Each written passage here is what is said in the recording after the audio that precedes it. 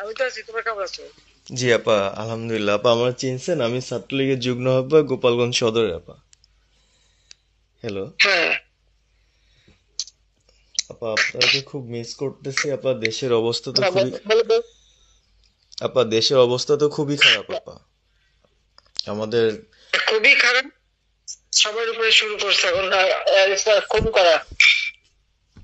আপা, আর ওই যে আজকে গতকালকে রাতে তো আপনার পার্টি অফিস থেকে 6 জনকে গ্রেপ্তার করছে, মানে গোপালগঞ্জের পার্টি অফিস থেকে আপা। আপনি নিউজ জানেন কিনা আপা? হুম।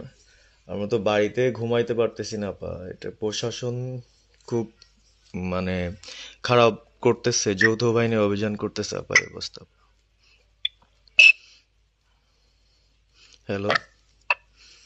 হ্যাঁ, ওখানে তো একজন শিবির আর একজন হলো ছাত্র দল, তাদেরকে বসাইছে এখন গোপালগঞ্জে। জি আপা, এইটা আসলে গোপালগঞ্জে এখন আপা আমার আমার আসলে আপনার সাথে অনেকদিন ধরে কথা বলার ইচ্ছা ছিল, বাট আপনি ধরছেন, অনেক ধন্যবাদ আপা।